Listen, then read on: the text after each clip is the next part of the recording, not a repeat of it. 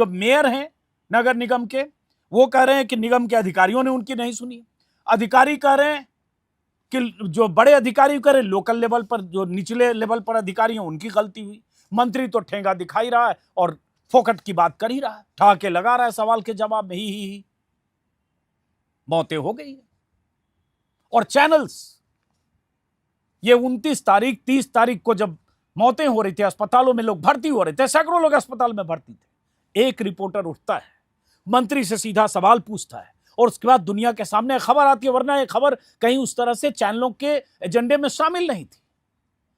साल खत्म होने के जस्ट वाली खबरें थी, लेकिन यह खबर नहीं थी जिस तरह से खबर चलनी चाहिए। ये खबर अगर चली और उठी तो उसके लिए अनुराग द्वारी और उनके सवाल और जिस तरह से उन्होंने रिपोर्टिंग की, वहां से उठी, चैनलों में थोड़ी गैरत जगी।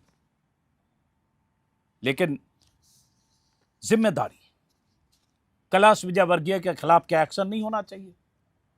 क्या उन्होंने जिस तरह से इतने बड़े मामले के बाद, इतनी मौतों के बाद जिस तरह से उन्होंने संवेदनशीलता दिखाई, क्या उन्हें इस्तीफा नहीं देना चाहिए? क्या जल संसाधन मंत्री के खिलाफ एक्शन नहीं होना चाहिए? उनका इस्तीफा नहीं होना चाहिए?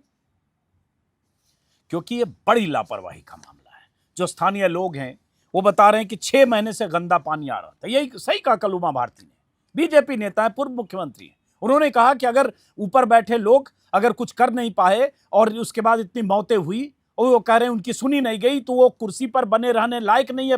पाप के सभी भागीदार हैं, ये उमा भारती कह रही हैं। वो पापी लोग हैं जो सत्ता में बैठे हैं, जो नगर निगम के ऊंचे पदों पर बैठे हैं, जो इसके लिए जिम्मेदार हैं। वो पाप के भागीदार हैं, उन मौतों के भागीदार हैं, उन मौतों के लिए जिम्मेदार हैं।